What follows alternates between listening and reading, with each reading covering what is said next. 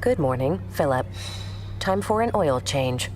Remember last time? I'd rather not. Took 3 hours. You forgot Little Henry's video game. You're not as entertaining as a video game, Philip. Silence your oil change anxiety at Valvoline Instant Oil Change. Get an expert oil change in about 15 minutes with no appointment needed. Thanks for coming in. Valvoline Instant Oil Change. Service you can see, experts you can trust.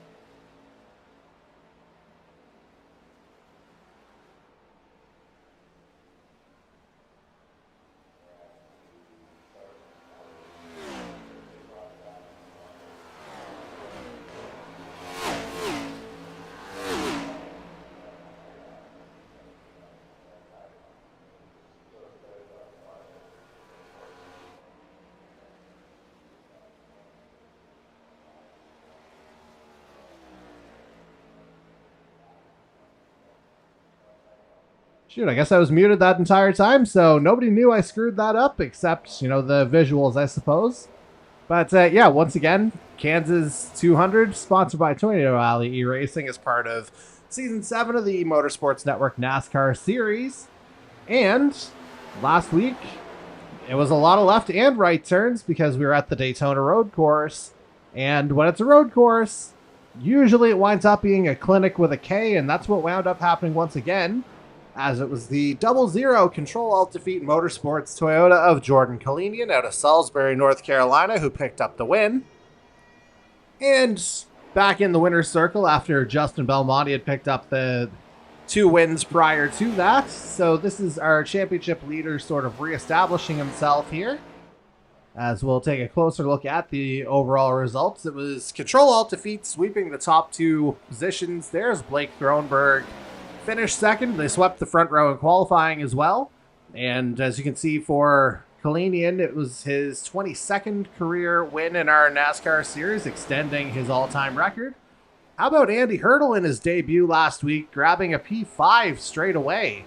Fantastic stuff there from the Dayton, Ohio native. We'll see if he's able to mount a bit of a late charge here. As you can see, 22 cars in the field last week. 12 of them finished on the lead lap, which for a road course, maybe not the number that you would expect. Certainly more than we have had at certain road courses in the past. So encouraging to see that. But yeah, certainly plenty to talk about from last week, as we'll take a look now at our overall standings. As you can see, Kalinian wound up extending his overall lead to 89 points over second place Blake Thronberg, who took that mantle from Justin Belmonte, who'd grabbed it last week.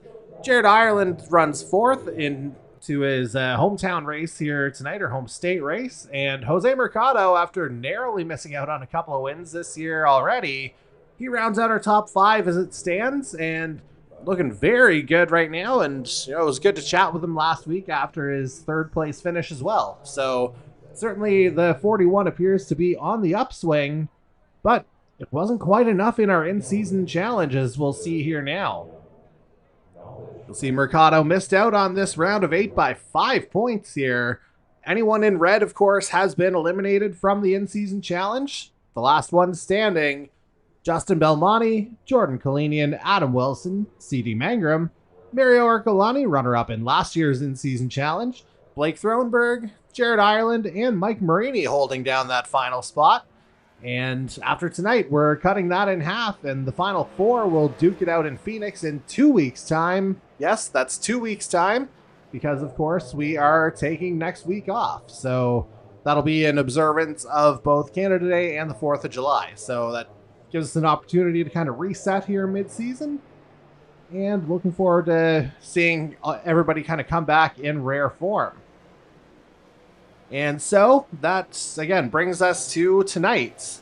Kansas Speedway, again, round 8 of the E-Motorsports Network NASCAR Series, presented by Valvoline Instant Oil Change.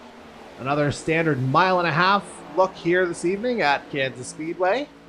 So not dissimilar to what we experienced at Kentucky a couple of weeks ago. Should be plenty of opportunities to run different lines over the course of the evening.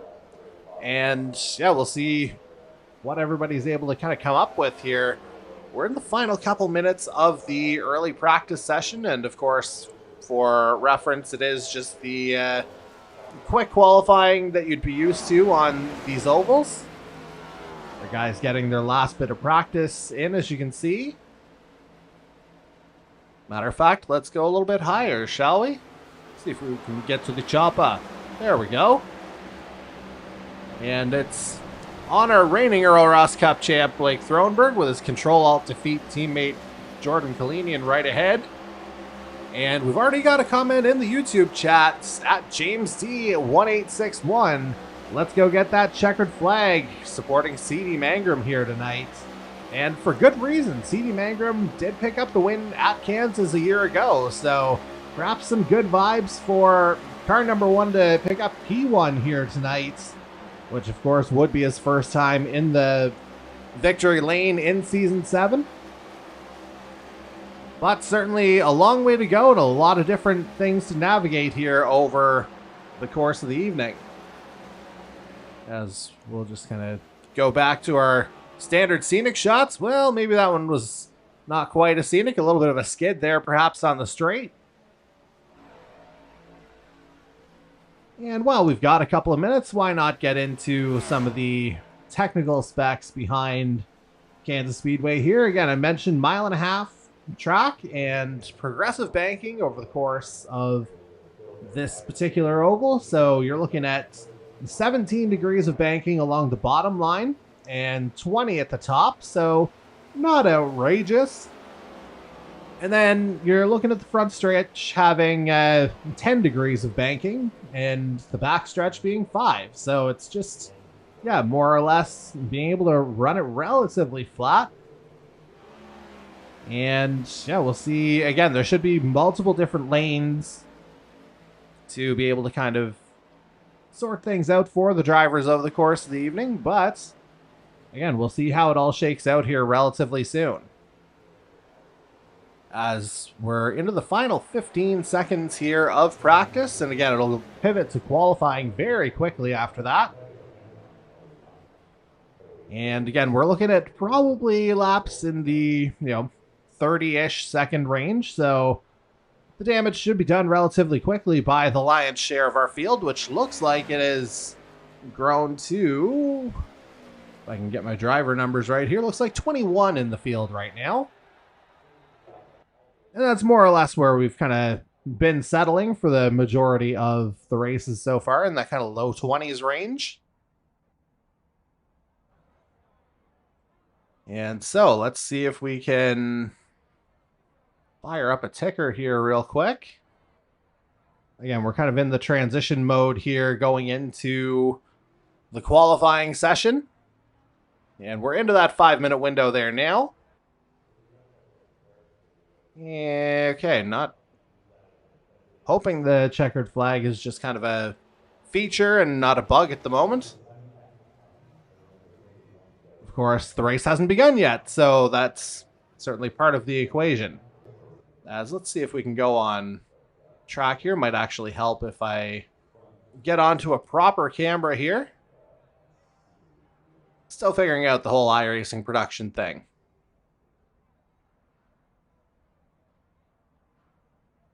And yeah, for some reason, it's not wanting to jump over for me. As theoretically, we should be seeing some times roll in pretty soon. So we'll focus on a guy that usually finds himself not too far from the top, that being Jordan Kalinian, diving down onto that bottom line. Looks like he's beginning a flyer here right now. Or rather, just finished one up. So, oh, Jared Ireland. That's the hometown vibes coming in. 30.612 in that number 13 blue-collar Chevy. Not too far away from Kansas City. Matter of fact, Eudora is where he calls home. And he's got 2/10 on Jordan Kalinian. But how about Justin Belmonte getting into the mix there? 3/100ths back of Jared Ireland at the moment. And again, we should expect the times to roll in fast and furious. And let's train our focus on last year's winner, CD Mangrum, driving one of the sponsor cars from tonight's race, one of the title sponsors. Of course, out of Atlanta, Georgia is CD Mangrum. Year 5 with us. One of the holdovers from the NASCAR Heat era before we made the transition to iRacing. And again, right now, it's Jared Ireland still at the head of the field right now. 30.612, the time to beat.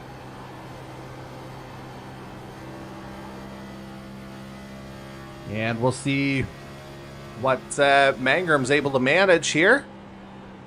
Looks like we're down to 20 in the field. I thought it might have been 21, but no, that might be a miscount on my part as well. And certainly doesn't look like it's gone the way Mangrum intended. So we'll have to see if he maybe has to make a bit of a correction here.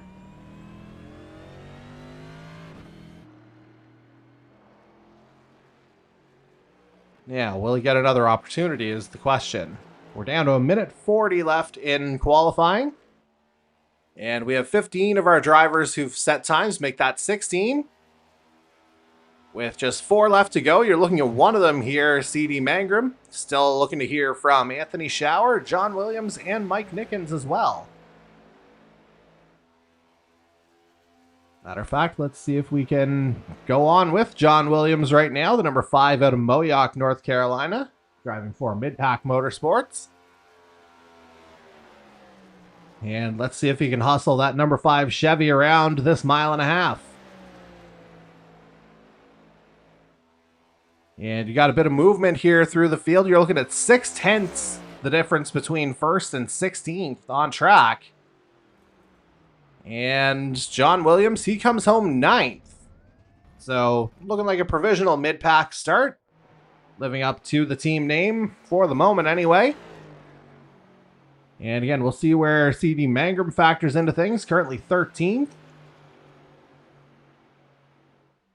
And let's see if we've got any sign of Anthony Schauer or Mike Nickens. It doesn't look like it. So it looks like they'll both start from the back row with 20 seconds left in the session.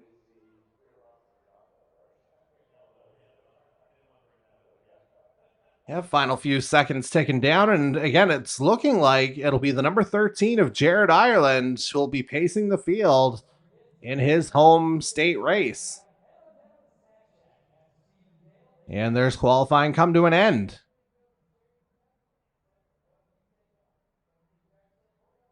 And let's just see if we can go ahead and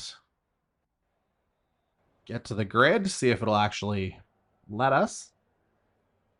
I'm not 100% sure why the cameras don't want to play nice with me right now. Scenic's fine for now, but we are trying to get to pit lane as we work through a bit of a reset as everybody else is looking to grid right now. And here we go. We're with Blake Thronberg right now, who's going to be starting this one in 4th. Let's see if we can train our focus on our pole sitter. There he is, the number 13 of Jared Ireland, again driving for Blue Collar Racing out of Eudora, Kansas. And for those geographically inclined, we'll go ahead and do a live lookup to see just how far he is from our location here tonight. And so roughly a half-hour drive is the commute from Eudora to Kansas Speedway. So just about a backyard race for both Ireland and Mason Tomlinson here tonight. As looks like we're just about ready to rock here. Shut the old ticker off for a sec. Just getting the word we're waiting on 2 more to grid up. Then after that, we should be ready to go.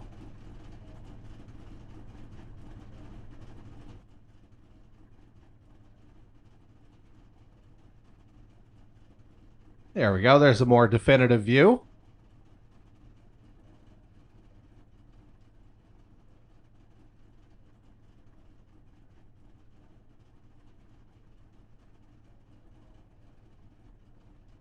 I thought we had one there, maybe not. Well, while we're waiting for our last couple to grid, let's go through our race analysis real quickly here. Intermediate, you kind of know what that means at this point. 134 laps of this 1.5 mile configuration. Stages 40, 40, and 54. Pit road speed 45 miles an hour. You're looking at a fuel window of 30 to 32 laps, meaning there will be, in all likelihood, at least one pit stop in every stage. Who knows? Someone might try to stretch it. And, of course, last year's winner, as I mentioned, the number 1 of CD Mangrum. Although, is he one of the cars in question? No, I see him in the middle of the pack there. We'll get to the starting grid here momentarily once I get the okay. But we'll see if Mangrum can get the good vibes back here.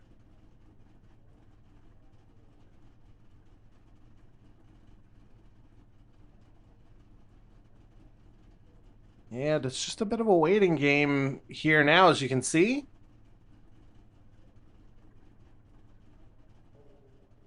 All right, it just got the word that we are good to roll the starting grid here now, so let's be like Nike and just do it, shall we? And, well, okay, that's... tried to decrease that, or... yeah, why is that not showing up? Okay, that's not ideal.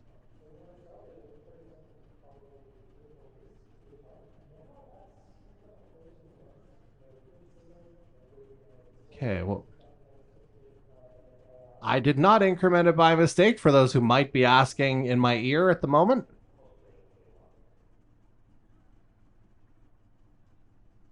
Yeah, it's just a whole lot of nothing showing up right now, so... we'll do it by eyeballs here. And so, again, starting on pole, driving for Blue Collar Racing out of Eudora, Kansas, is the number 13 Chevy of Jared Ireland. And on his outside will be two-time race winner already this year, the number 60 of Justin Belmonte, driving his Warrior Racing Ford out of East Patchogue, New York. On to row 2, and a great start here for the number 93 Big T Motorsports Chevy of Tom Janikowski of Appleton, Wisconsin. And no pressure on his outside, but he's got the reigning Earl Ross Cup champion in the form of the number 3 Control Alt Defeat Motorsports Chevy of Blake Thronberg out of Graham, North Carolina. As we look to row number 3, rounding out our top 5 is our current Season 7 leader, the 00 Control Alt Defeat Motorsports Toyota of Jordan Kalinian out of Salisbury, North Carolina. And on his outside is the number 21 of Adam Wilson, the first of our Tornado Alley racing drivers. He's driving out of Del Mar, Delaware this evening, and again, running the Tornado Alley Toyota. Let's go back a few places, and starting P7, how about this for continued momentum? It's the number 7 of Andy Hurdle, driving the 519 E-Racing. Let me just confirm if it's a Ford or a Chevy. This is where I really need to have my spotter sheet up. Anyway, he's driving out of Dayton, Ohio, and this is his second race of the season, and we saw already he started the year with a top 5, so better late than never for Andy Hurdle here. And on his outside, starting in 8th, the number 41 GTR Motorsports Ford of Jose Mercado out of Kissimmee, Florida. He'll start this one in 8th. Rounding out our top 10, we have the number 5 Mid-Pack Motorsports Chevy of John Williams out of Moyock, North Carolina. And rounding out the top 10, the second of our Eudora, Kansas drivers, that being the Hyperdrive Esports Toyota of Mason Tomlinson. Moving on to row 6 now, we have the number 42 of Tyler Fitzsimmons joining us from Tulsa, Oklahoma in his Ford. And on his outside, we have the number 6 Ford of Lee Campbell out of Ballston Spa, New York. And we move on to row 7, where we find last year's Tornado Alley Kansas 200 winner, the number 1 Tornado Alley Racing Toyota of C.D. Mangrum out of Atlanta, Georgia, starts this one 13th. On his outside, he's got the number 16 of Ryan O'Toole out of Portland, Oregon. And Ryan, of course, driving the Oregon Ducks liveried Chevy. And we move on to row 8 now, where we find car 8. That being Scott Bailey, the native of Allendale, Michigan, driving for Blue Collar Racing. And on his outside, this is another guy making his debut for this season and past Earl Ross Cup champion in his own right. So 2 Earl Ross Cup champs occupying row 8, this being the number 97 Tornado Alley Racing Toyota of Ty Hagenbotham out of Kansas City, Missouri, just on the wrong side of the border here for this particular track here tonight. On to row 9 now, where we have the number 12 of Mike Marini out of Thunder Bay, Ontario, driving the number 12 Toyota. And on his outside, as we finally are good to go, is the number 23 Blue Collar Racing Chevy of Ryan Gibson out of Morgantown, West Virginia. Of course, Season 1 Earl Ross Cup champ way back in the day. And rounding out our field here, let me just go ahead and grab an order if I can. Looks like it'll be the number 22 of Anthony Schauer out of Chicago, Illinois, starting in 19th. And rounding out the field, the number 18 of Mike Nickens out of St. Augustine, Florida, in his Toyota. Sponsored by U.S. Navy and Logitech. So let's go ahead and get back up to the head of the field, as being advised that we are in fact going green this lap. See if I can get to the correct camera for it. I'm not quite sure why it's defaulting on me here. Things are looking a little funky as the pace car goes off. We need to get to the start here. Here we go. On with Jared Ireland, and we are green flag racing here now, folks. Tonight's Tornado Alley Racing Kansas 200 is underway. And decent start from Ireland about midway up the track. Nobody really making a whole lot of headway here in the early going. Tom Janikowski dropping a couple of positions, though, down to 5th. As Justin Belmonte's lost a place here. Actually, Blake Thronberg jumping up a couple, as he's going to pressure Ireland on the inside. And Jordan Kalinian had dropped a couple of places, gained 1, back to 6th. How about Mason Tomlinson with a good early start? Up 3 spots from 10th to 7th as Thronberg takes the lead here on lap 2. And apparently we just missed Adam Wilson, nearly wiping out the whole field, which explains why he's down in 19th now. See what kind of a recovery drive the lead Tornado Alley driver can pull off here this evening. Obviously a very long way to go. And this seems like a good time to check in on our track temperatures this evening to get a sense of what things are going to look like. And oh boy, warm one there in Kansas. 27 degrees Celsius, 80 in freedom units, 68% humidity, track temperature. Those tires are going to be screaming, folks. And yeah, it looks like we just kind of missed something there in the background as well as I was going over our conditions. But it looks like we continue on green flag racing. And yeah, just missing a spin there. But again, it looks like we continue onward. As let's check in on, oh, Kyle Knoll having a bit of an issue here. Yeah, off the wall, just tagged it. On lap 4, we'll see what kind of damage he's looking at as he just plummets down the field. Nickens and Williams headed by him. Meanwhile, let's head back up toward the front of the field. Mason Tomlinson and Tom Janikowski. This is the battle for 5th. Janikowski with a bit of a tap off the wall. And that's going to allow Tomlinson through and into the top 5. So, fantastic start here from Mason Tomlinson, last year's in-season challenge winner. Eliminated from the running this time around, though.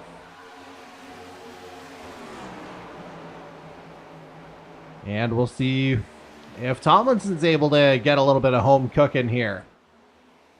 Quickly onto the back of Jose Mercado, looking for 4th. See how this battle develops.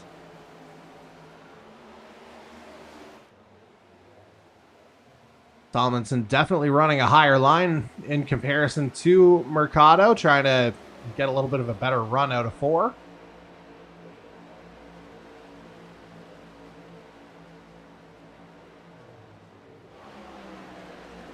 And meanwhile, we may have a battle for 2nd brewing relatively quickly here, as Justin Belmonte may have a run on Jared Ireland. Trying to grab that inside line. Ireland not budging, though. Keeping that high line, although definitely some wall contact. And that's going to take us to lap 8, which of course is our Kyle Busch remembrance lap. So we will go ahead and remember Rowdy at this particular time, assuming the ticker wants to actually go away as Thronberg goes away. And are we looking at a yellow here? I may have to get rid of the ticker. No, we stay green. And let's see how Thronberg's able to recover here, down in 13th. See if we can go back and take a look.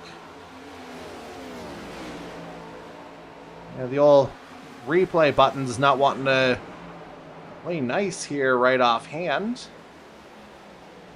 So we'll have to kind of figure that one out, I think.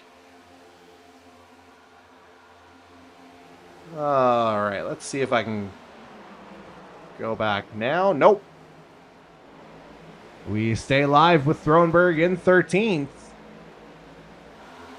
But we will make our way back up to the head of the field here relatively shortly, as it looks like Jared Ireland might be trying to mount a challenge on Justin Belmonte, who's now your race leader. Of course, Thronberg would have spun from the lead.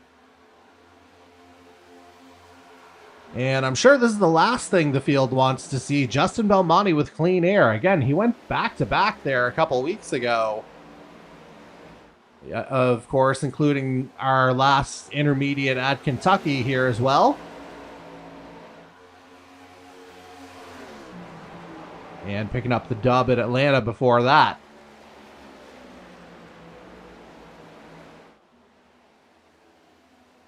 But we'll see if the field can swallow him up here. Still a long way to go here, of course, even in this opening stage. And so we'll go ahead and check in on the number 93 of Tom Janikowski, who's hanging around here in 5th place, 1 second off the lead right now. Taking the lower line as we see Tomlinson go high. And a good look at the difference that makes as we take that lower line again with Janikowski.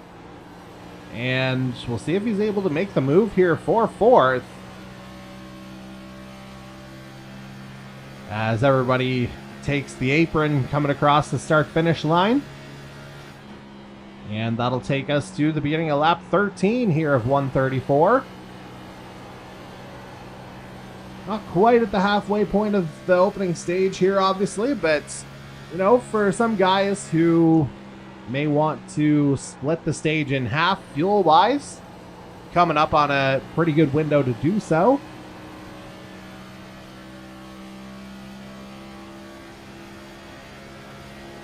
And let's see if we can go back to a live shot here, or more of an overall shot. As we've seen Tomlinson now move up into 3rd.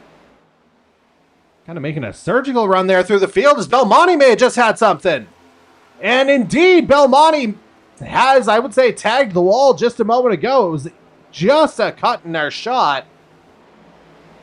Again, I'm hoping that I can get another look at that, but yeah, for whatever reason, the old replay button isn't wanting to play nice here, and that's Belmonte to the pits. So that's 2 of our race leaders here tonight with early issues, and that's going to put our... And yeah, what we're told is the wall contact is a result of getting loose there out of 2. And what I was saying is suddenly our pole sitter's back in the lead, but it's certainly, you know, not been a straightforward trajectory here for Jared Ireland tonight. But all of a sudden, he finds himself with a half-second gap over Jose Mercado and Mason Tomlinson as they battle it out for second. Looks like Mercado's going to get the block there on that high line for the moment, but that's going to allow Tomlinson to come down. And Janikowski, excuse me, is going to go with him. And we'll see. Yeah, that looked a lot tighter on that last angle than it actually was. And so we move forward to lap 17. Pretty good battle here for second place, it has to be said. Tomlinson, Mercado, and Janikowski in the frame. Scott Bailey kind of lurking. You can kind of hear the Jaws music, in fact, if you think about it hard enough. Just roughly a quarter second back of the tail end of this battle. As Tomlinson going super high there. Don't know if I'd be saying it's high enough to suggest wall riding, but could be something to look at potentially. But it's going to allow Mercado to get low here as well. And he'll get high out of 2. See if Tomlinson goes for the dive here once more. And it looks like it's kind of status quo here, or business as usual. Positions 2 through 5. Mercado getting a little bit of clear air now. And so, for the first time tonight, we'll check in on the number 22 of Anthony Schauer out of Chicago, Illinois, driving for K-Tan Racing in a battle with Andy Hurdle for 7th. And for Schauer, this is a great run here in the early going, not to mention the guy behind him, Ty Higginbotham, as well. Schauer especially didn't set a qualifying time, so he started on the back row. So definitely showing the speed and aptitude to be able to pick drivers off here over the course of this first stage. And again, how about Higginbotham not showing any signs of rust despite this being his debut in Season 7? Perhaps a little bit of champion mentality coming out there. A little bit loose there was Schauer. Definitely some wall contacts on the back straight. As we're now on to lap 20 of 134. Let's go ahead and bring it back up to our race leader, Jared Ireland, as it looks like Kyle Knoll is in and around pit lane once again.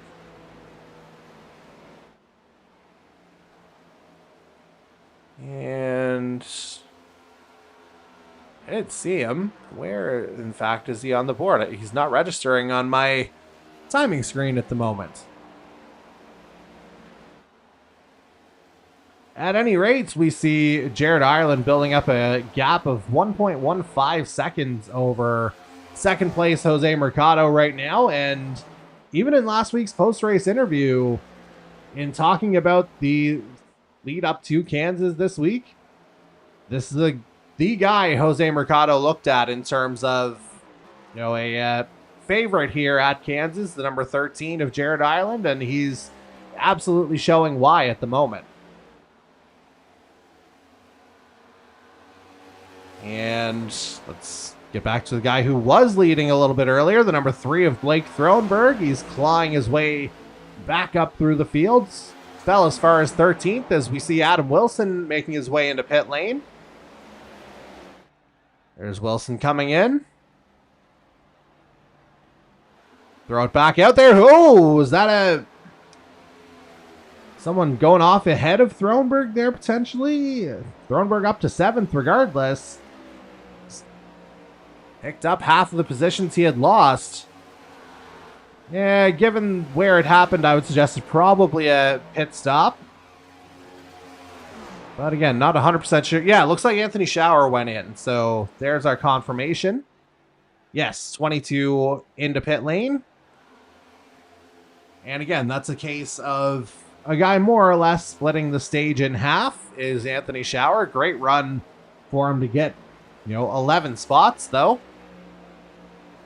So look out for the 22 potentially later on in the evening.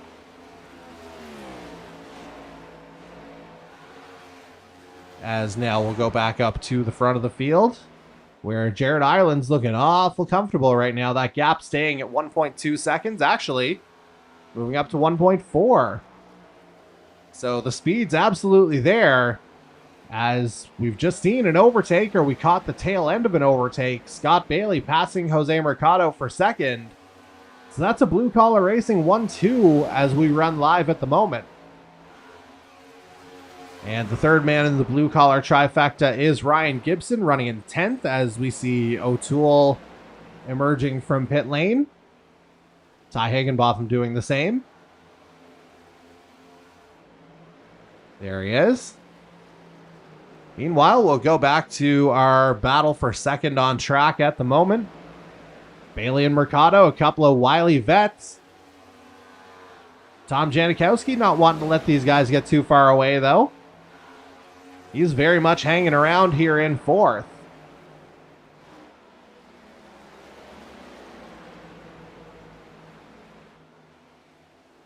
And, a little bit loose there from Mercado out of 2. But able to hang on to it.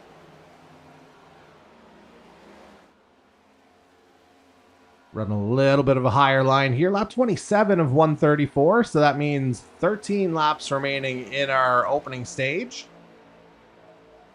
Which, again, is in full control of this man right here, Jared Ireland, the number 13. Pretty much, again, running the home backyard race here.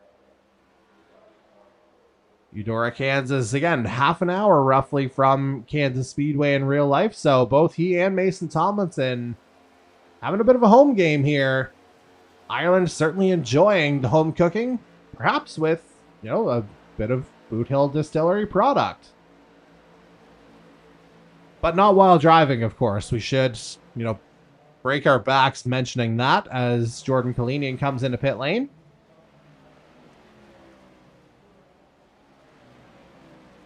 And we'll see what Kalinian takes here in terms of service.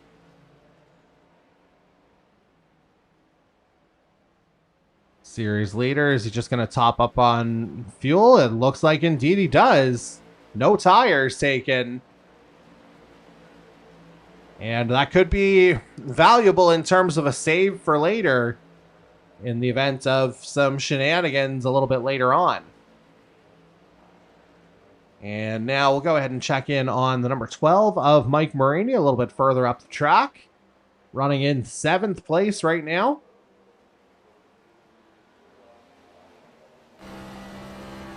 And I think that's going to be Thronberg diving into pit lane, potentially, as Jared Ireland's in now as well. This is our pole sitter pulling in. And Scott Bailey stayed out. It looks like Jose Mercado's come in as well. Indeed he has. We'll see if we can get a sense of what the two are going for service-wise. And again, it looks like it's going to be a splash and dash for both Ireland and Mercado. Will Thronberg follow the same track? Sure looks like it.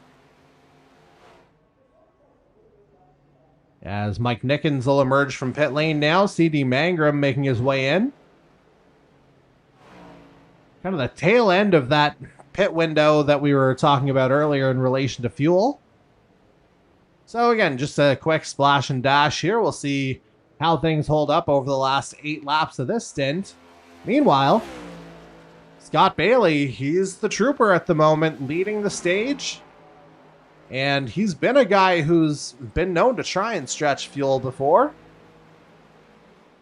Suddenly, he finds himself with a 5-second lead on track.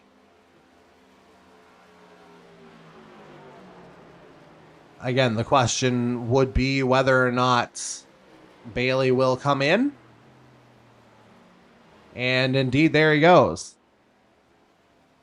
And it looks like, yeah, that's Mike Nickens behind him. I wonder if he picked up a penalty last time around. Usually that's the telltale sign, of course, as Lee Campbell's also going to make his way into pit lane behind them. So, that gives the race lead back to Jared Ireland.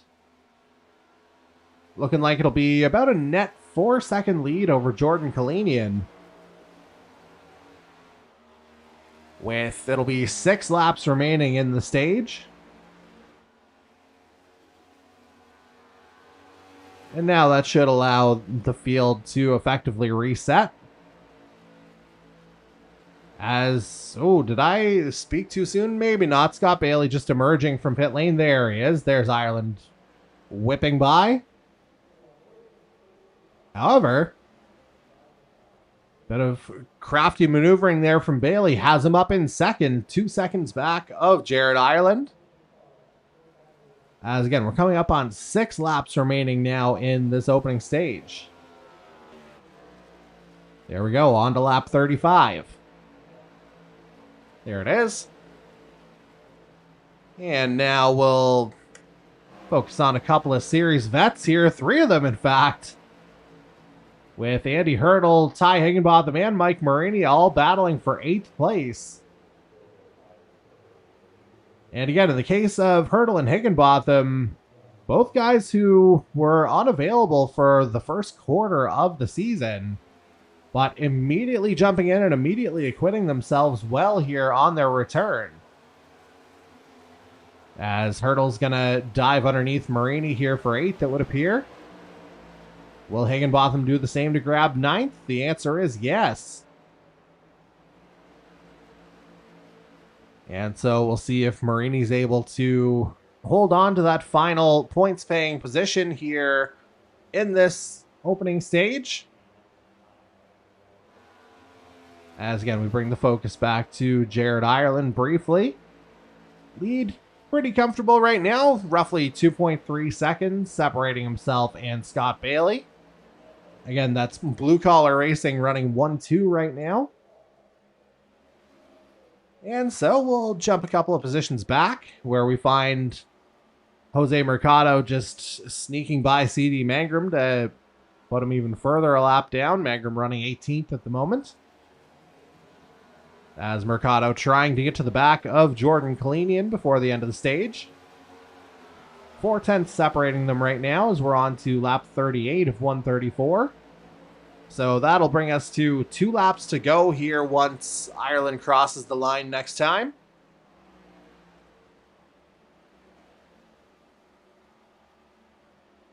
And we may have a battle on our hands for the final points paying position in this opening stage. We'll see if Adam Wilson can get to the back of Mike Marini here. Here you see Marini in the bottom left of Wilson's vision. Trying to get a good run out of Ford. It looks like he has. The gap's dropped to 0.2 of a second. And Wilson perhaps trying to follow his Tornado Alley teammate up ahead in Higginbotham up into the points.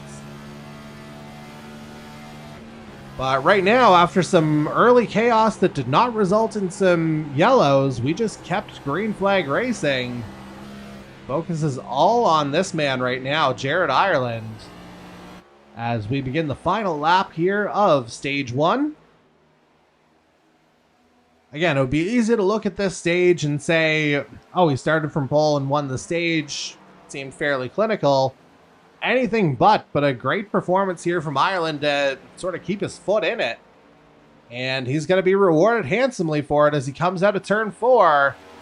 Ireland takes the stage. And so, again, that goes into the books as a stage W for Jared Ireland, if I remember to hit the correct button. Yeah, we should be coming around into caution territory relatively shortly if we haven't already. And indeed, caution is in fact out. I should probably look at the yellow indicator on my own screen to be able to see that. But there's your top 10, folks. Jared Ireland takes the stage. Scott Bailey second. Jordan Kalinian third. Jose Mercado fourth. Blake Thronberg rounds out your top 5. Mason Tomlinson sixth. Tom Janikowski hanging around to grab 7th. Andy Hurdle grabbing a few more points for himself in 8th. Ty Higginbotham already on the board here, one stage. Couple of points here for him in 9th. And at the end of the stage, it was the second Tornado Alley racing driver of Adam Wilson grabbing the final stage point. He comes home in 10th. We'll step aside here for just a moment. We'll hear from our series title sponsor, Valvoline Instant Oil Change. Well, no, we will wait until the pit stops end, as a matter of fact, as we'll see if anyone tries to jump the queue here. Ireland leading the field in.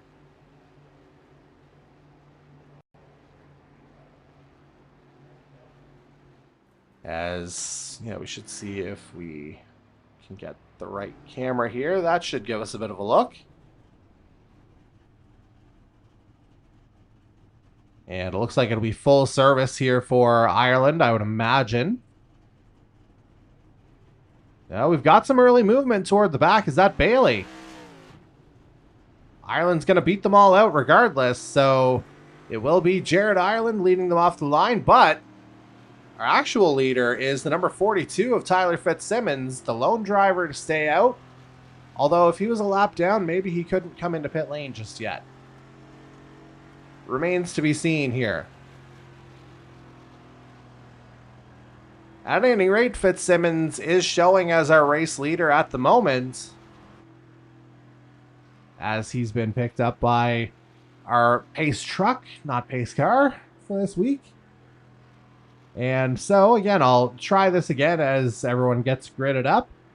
We will take a moment to hear from our title sponsor, Valvoline Instant Oil Change, as tonight's Tornado Alley Racing Kansas 200 continues from the Kansas Speedway in Kansas City, Kansas, as part of Season 7 of the E-Motorsports Network NASCAR Series, presented by our friends at Valvoline Instant Oil Change. Good morning, Philip. Time for an oil change. Remember last time? I'd rather not. Took 3 hours. You forgot Little Henry's video game. You're not as entertaining as a video game, Philip. Silence your oil change anxiety at Valvoline Instant Oil Change. Get an expert oil change in about 15 minutes with no appointment needed. Thanks for coming in. Valvoline Instant Oil Change. Service you can see, experts you can trust. All right, we bring it back here. Once again, as you can see, I'm Jordy Carraher. Shouldn't have needed the reminder, but there we go. Again, Tyler Fitzsimmons, the lone driver to stay out here, so maybe a bit of a sitting duck here on this restart for Stage 2. And it sure looks like we'll be starting here this time around. I see no lights on the top of the pace truck. And so we will bring it to the head of the field with Tyler Fitzsimmons. It looks like the pace truck has dipped in. So Fitzsimmons has control of the field, but for how long? We're underway and we're not even to the line, and Jared Ireland has the lead. So good jump there from the 13. Again, Fitzsimmons maybe a little bit slow off the line. Everyone else taking full service around him. And Fitzsimmons gets dumped by Bailey. Is that going to trigger a caution? And it would appear not. At least not for now, anyway. And, all right, so, a bit of an isolated incident, it would appear. But as you can see, Scott Bailey now up into second place.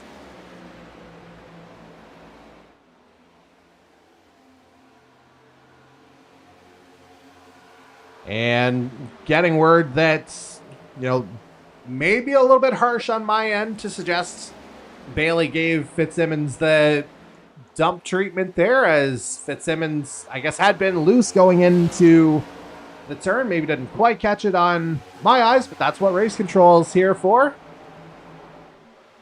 They're able to see things way better than I am in real time. But again, we see what the net result is. Scott Bailey up into P2. Mason Tomlinson trying to get on the back bumper. And Jared Ireland out to a fairly comfortable lead here, given that we've only been 3 laps green in this second stage. 0.6 of a second now the gap.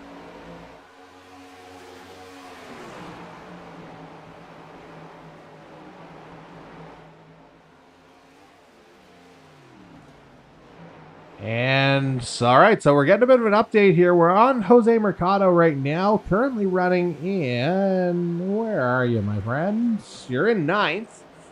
But there was an incident involving Mercado and Blake Thronberg that we didn't quite catch. Again, our replay system not our friend here at the moment. And as a result, Blake Thronberg has gone ahead and disconnected. So it looks like that's going to be the end of his night. So one of our early threats here this evening gone through a bit of a roller coaster, and that's going to find him as likely our first retirement here, as again, if I click on him, nothing's happening. So that is a disconnection for Blake Thronberg.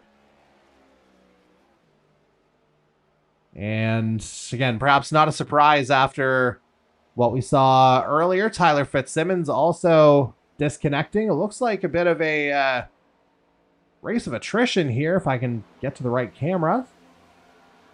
As it looks like Justin Belmonte's had some extended damage here as well, showing 13 laps down, but he is still on track. So hanging around in this one. See what the story is for Mike Nickens. Same thing. A little further down the field, but still hanging around. As Ireland continues to build his lead, was briefly touching 0.7 of a second there a moment ago.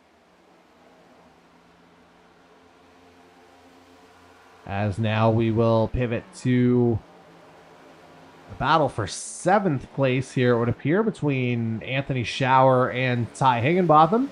Higginbotham currently holding the spot, with Andy Hurdle at the front of that line there as well, running in 6th. So 6 through 8 separated by less than half a second right now. And Jose Mercado looking to join that queue here as well.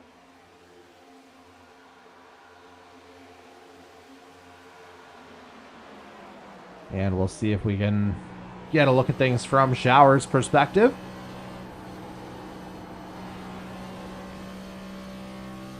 Keeping it nice and steady through 4. Not diving into the apron this time around, as we're now on to lap 53 of 134. And so that would put us at about 9 green flag laps completed in this stage. 27 to go once we hit the line this time.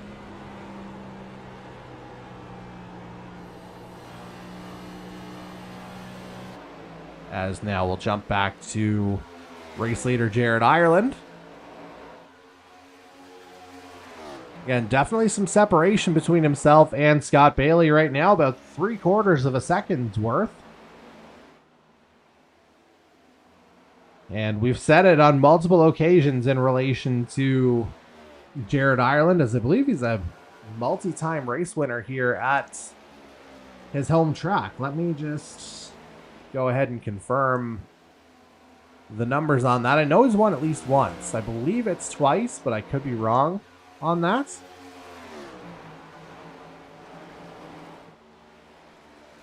But certainly on track to do it again here right now, pardon the pun. As, yeah, we're looking at, season 5 winner at this aforementioned Kansas Speedway, and ditto for, oh no, I was about to say season 4 as well, but that's a, oh no, he did win the 200 distance in season 4. The first one anyway, because we did Kansas twice in season 4. That's where my initial confusion was stemming from. So again,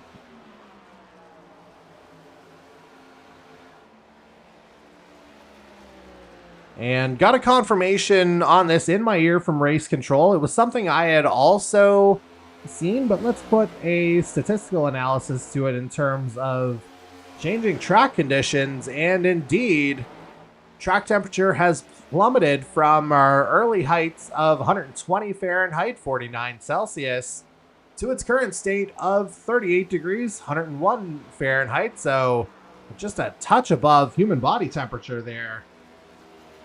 And so, tires maybe not quite screaming as much, but 72% humidity, still nothing to play around with.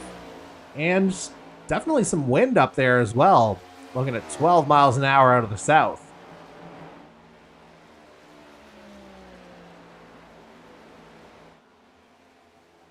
As we will head to a battle for 3rd place right now. Series leader Jordan Kalinian trying to track down Mason Tomlinson. And again, Tom Janikowski not wanting to lose the back of this battle here either.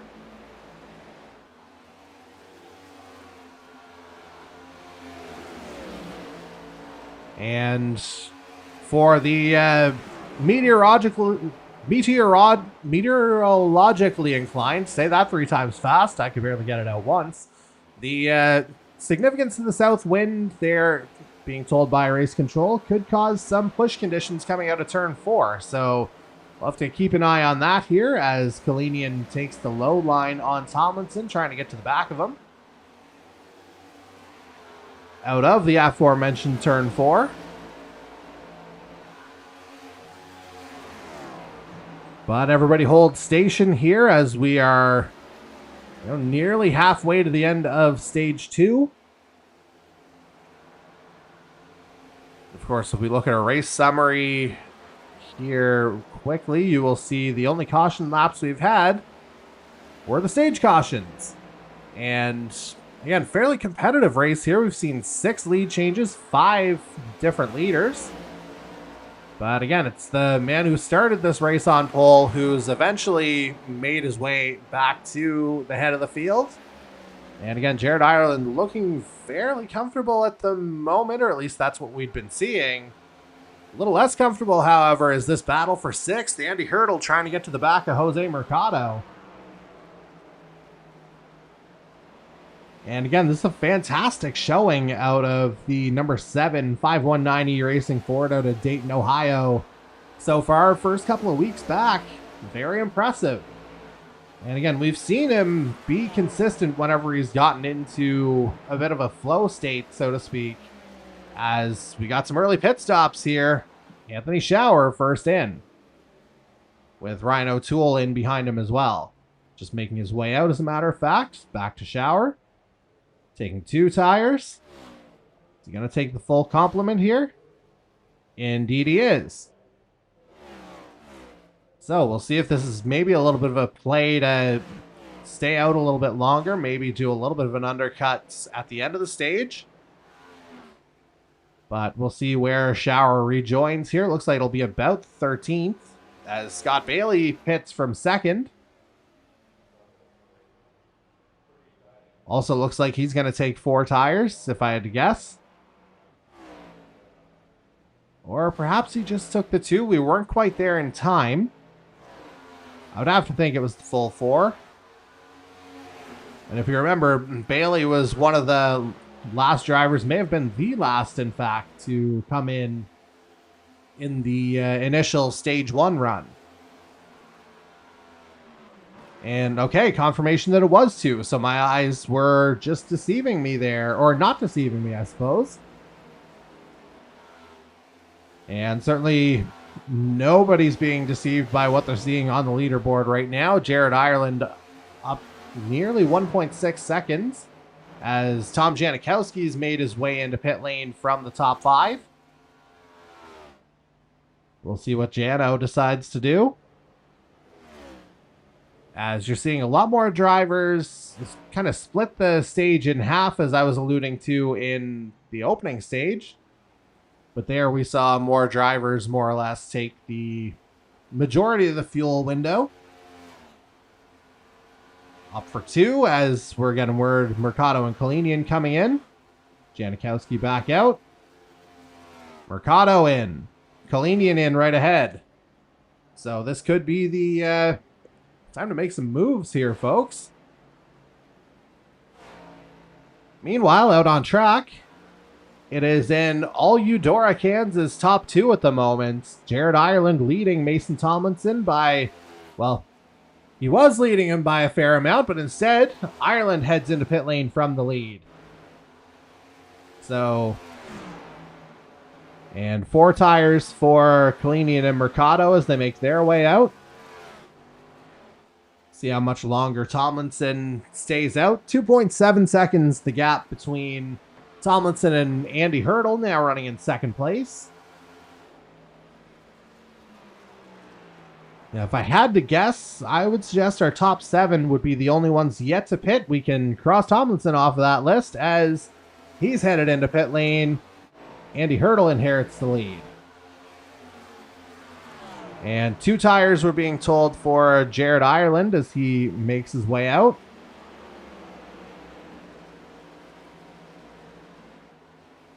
And we shall see. It looks like Scott Bailey has gotten the job done here, jumping his blue-collar racing teammate Ireland for the net race lead.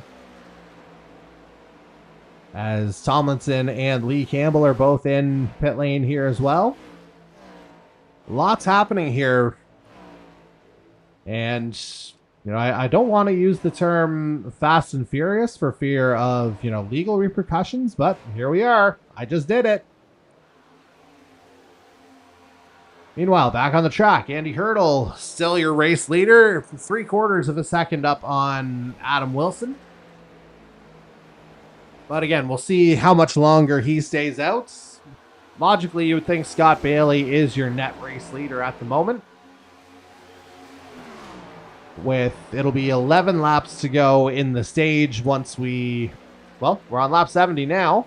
So it was 11 laps to go as Hurdle crossed the line last time.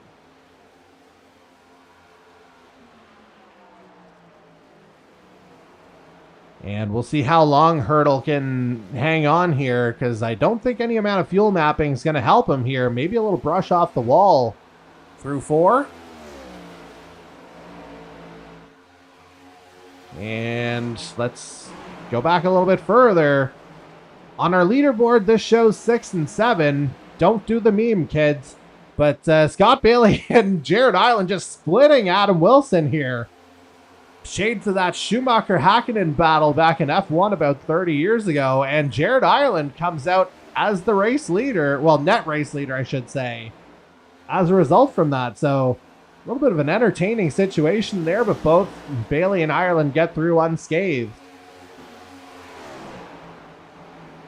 But it's Ireland ultimately reclaiming the position as Ryan Gibson makes his way into pit lane. And they're coming up on race leader Andy Hurdle to put him a lap down, or get back on the lead lap, I should say. And you'd have to figure once Ireland and Bailey are able to navigate the 7, you would have to think that'd be the cue for Hurdle to make his way in. As we begin lap 73 of 134, so we're over half race distance. But definitely a decent long run here from Andy Hurdle, as Adam Wilson has made his way into pit lane. And we're getting the indication Hurdle coming in. And indeed, he drops below the apron. So that's going to free up Ireland and Bailey to resume their battle.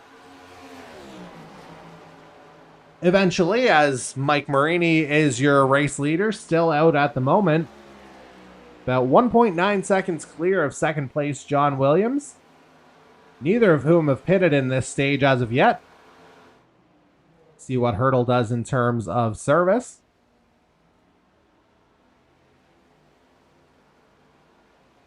And looks like just fuel here for the number 7. Willing to carry on these tires for the last 6 or 7 laps as Mike Marini's in now. And if we bring it back on track, again, we have a battle for what will be the lead of the race here eventually, as John Williams yet to come in. Jared Ireland up 0.7 of a second here roughly on Blue Collar Racing teammate Scott Bailey. Mason Tomlinson a couple seconds back of that. So again, that Kansas home cooking working out well for both Ireland and Tomlinson right now, as Williams makes his way in.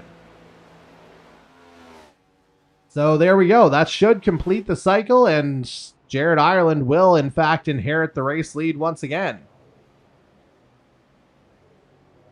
Just out of curiosity, we'll hop onto the track for one more second, but we'll check on Williams to see what the service is looking like.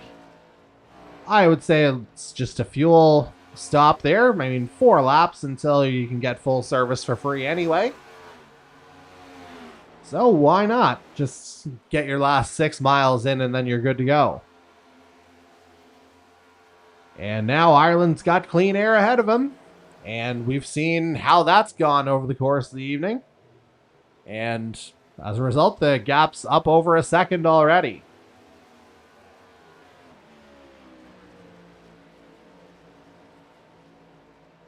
And again, things kind of settling down through the fields for the most part. We'll check in on the Wilson and Marini battle.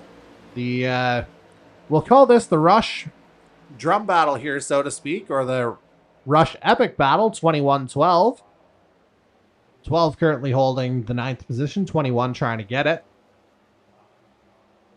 Half a second separating those two.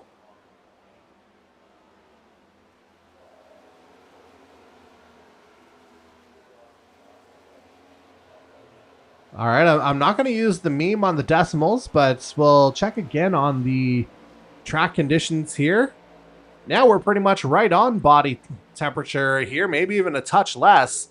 in relation to the track temperatures, it's down to 37 degrees Celsius, 98 Fahrenheit. So as the clouds hang around, the track just gets cooler and cooler.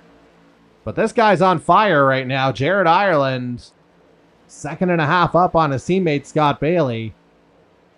Ty Higginbotham running a really solid third place. Again, remember, this is his season debut, folks, and he's already making an impact. As Ireland will get the indicator for 1 lap remaining in the stage once he navigates O'Toole here this time. Crossing the line, this is the final lap of stage 2. And I think for the 13, it's just a matter of keeping things clean. As he goes for the clean sweep, there's O'Toole diving down. He's Oregon out the way, clearing the path for Jared Ireland to come out at turn 4. And that is going to be back-to-back stages for the number 13, tonight's pole sitter. Solid run here from Jared Ireland as he takes yet another stage in tonight's Tornado Alley Racing Kansas 200. And let's see, it looks like things will... Well, there's the caution straight away. So that's going to go ahead and freeze the field here effectively. So our top 10 from the stage. Jared Ireland once again wins the stage. Scott Bailey second. Ty Higginbotham again comes home an impressive third. Jordan Collini in fourth. Mason Tomlinson rounding out the top 5. Tom Janikowski in 6th. So really good night for the 93. Jose Mercado in 7th. Andy Hurdle again picking up a fairly solid haul of points here in 8th. Mike Marini finishes in 9th to grab a couple of stage points for himself. And right at the end, it's Anthony Schauer sneaking in to grab that final stage point as he comes home 10th. So let's see where that leaves us in terms of potential pit stops here. Everybody's starting to queue up. Pace truck in full effect, as you can see, in all its glory, as we're going to go ahead and hit pit lane. Yeah, we should get... Well, no, that's not the ideal look. Let's go there from our lead car. It is Jared Ireland in the lead box here. He'll eventually get right down to the end of the lane. We'll see if anyone's able to make a move ahead. I would imagine we're looking at full service for most of the field, but we'll see. And I would assume that's Scott Bailey trying to jet out. And Ireland's just going to get him off the line, it would appear. Or did Bailey actually get that? It was mighty close at the line just a moment ago between the blue-collar racing teammates. And it is Bailey who got the edge. So it'll be our Season 4 Earl Ross Cup champ, Scott Bailey, leading the field off of this restart for the third and final stage of tonight's Tornado Alley Racing Kansas 200. We're going to step aside to hear once more from our title sponsor, Valvoline Instant Oil Change. Again, this is continuing coverage of the Tornado Alley Racing Kansas 200, part of the E-Motorsports Network NASCAR Series Season 7, presented by these fine folks right here, Valvoline Instant Oil Change. Good morning, Philip. Time for an oil change. Remember last time? I'd rather not. Took 3 hours. You forgot Little Henry's video game. You're not as entertaining as a video game, Philip. Silence your oil change anxiety at Valvoline Instant Oil Change. Get an expert oil change in about 15 minutes with no appointment needed. Thanks for coming in. Valvoline Instant Oil Change. Service you can see, experts you can trust. All right, looks like we're going green this time around. We're looking at 50 green flag laps here. So again, we're looking at least one pit stop as they make their way down the back straight. Quickly look at the race analysis here. Oh, no, that's not the tab I wanted. was race summary, but no matter, as we're going to go to the pace truck just to get the better view.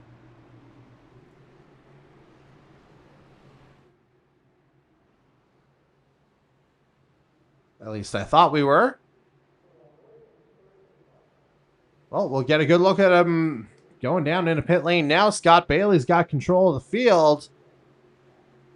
And as we hit the line, there goes Bailey. He takes off, gets a good restart.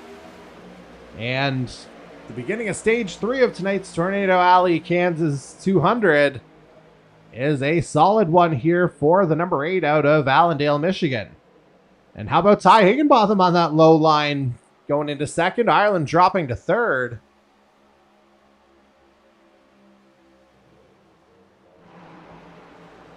And a little bit of pit stop strategy here, propelling Scott Bailey into the lead, and that's proven to be a comfortable place for him in the past. 13-time winner over the history of the E-Motorsports Network NASCAR series. And we'll see how he does with some clean air here in the very early going. And so what I had intended to look at before was the race summary once more. And again, we've only had the stage caution laps here, no incident-related yellows. 12 lead changes as Higginbotham just hammers the wall coming out of 4.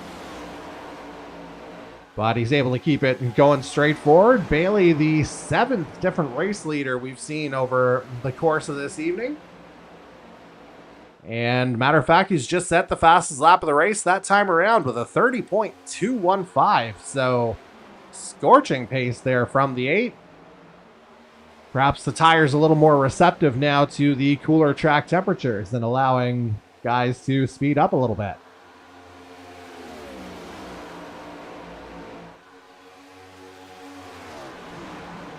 And again, Bailey looking solid here off of the restart in the early going.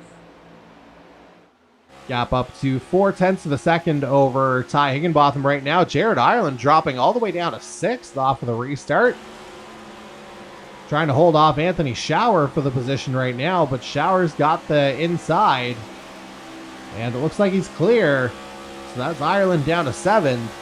But the way the 13's been running here tonight, don't be surprised in the slightest if he makes his way back up. And from one Eudora, Kansas native to the other, we check in on 3rd place Mason Tomlinson. Matter of fact, we'll go on board with him. Trying to find a way past Ty Higginbotham in the 97, the Season 3 Earl Ross Cup champion, of course.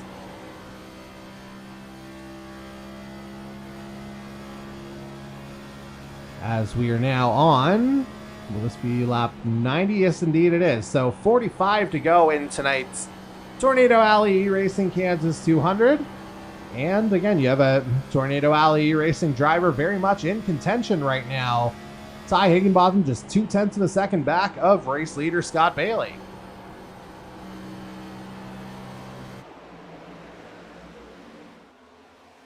And meanwhile, we'll take a look a little further down the field. Jared Ireland trying to end his little slide here, but Mike Marini may have other ideas. As Marini's about 1.5 back, you can see him getting to the back right now. A bit of a gaggle of cars in front of them.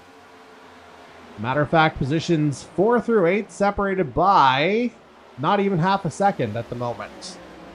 And at the head of that particular pack is Jordan Kalinian, with Mercado running a little wide there, it has to be said. A little bit of a strange jut that time. And it's going to allow Kalinian to consolidate the position for the moment, although Mercado might get a good run out of 2. Some entertaining chase pack racing here, as Kalinian's going to run it high. To what degree remains to be seen.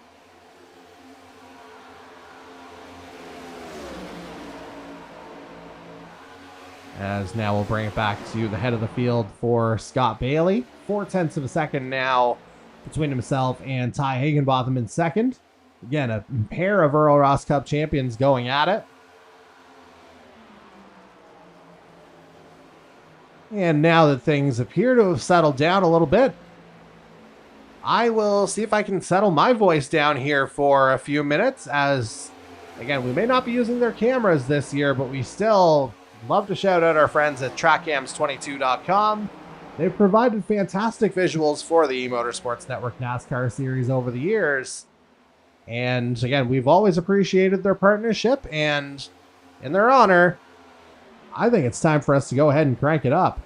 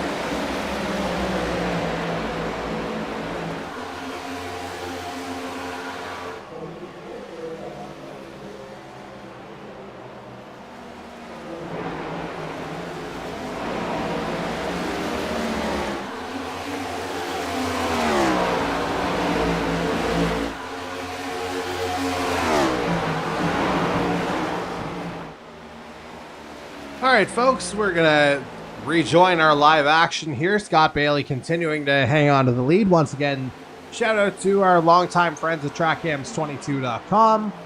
Hopefully one day we'll be able to use their cameras again, but I know regardless, we're going to be seeing something great here at the end, as we're down to 32 laps to go once Scott Bailey hits the line, as he's just done. And so, theoretically, we should now be at the point where guys can start to think of coming into pit lane for their final stops here of the evening. Because, again, we would suspect the fuel window's around 30 to 32 laps. We've seen some guys go long, for sure. But, yeah, to be safe, this appears to be the range where you can at least start to think about it, depending on what your tire situation looks like. Meanwhile, got ourselves a battle for second. Mason Tomlinson and Ty Higginbotham side by side. It looks like Tomlinson's got the place. And this is a good run for the other Eudora, Kansas driver. We'll see if tonight's pole sitter and winner of 2 stages, Jared Ireland, can make his way back up into contention. Currently running in 6th place, 1.7 seconds back of the lead. It's not the best restart here to begin stage 3, as we're down to 30 laps remaining here now. 29 at the line, of course. Meanwhile, things looking a little tight here. Mercado, Kalinian, and Ireland, 4 through 6, separated by 0.2 of a second, as you can see on the screen.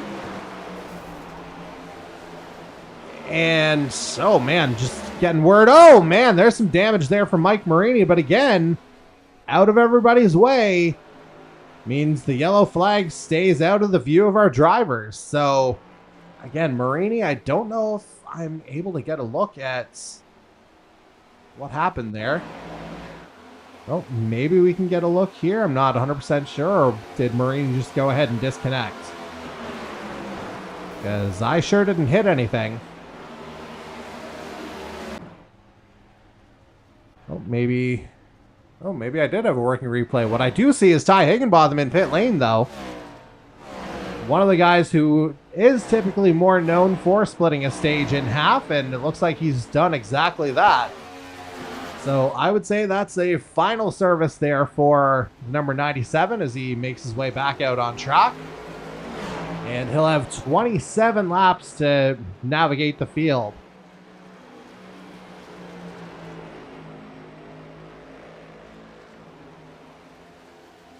Actually, wasn't our driver. There we go. That's where we wanted to go. Scott Bailey continuing to lead this one. And that gap right around 0.7 of a second between himself and second place Mason Tomlinson as they're coming up to lap both Mike Nickens and CD Mangrum. Meanwhile, Andy Hurdle making his way into pit lane.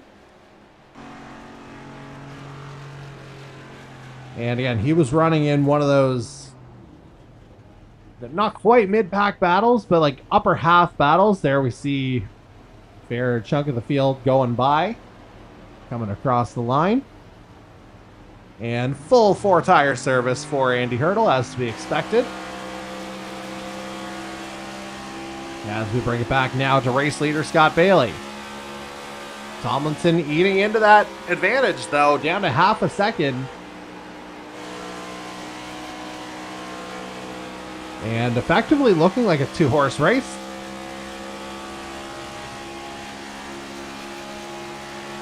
And yeah, we're getting word Mike Marini's night over. We saw the damage that he incurred after that incident.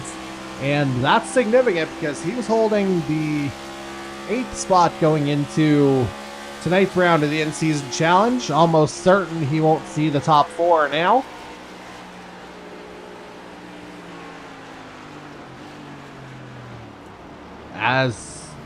We'll get an update on the top 4 here shortly, but as you can see, we've got 3 of our top challengers here diving into pit lane in the form of Bailey, Tomlinson, and Kalinian, who we definitely saw some smoke come up from the back of the 00 as he made his way in.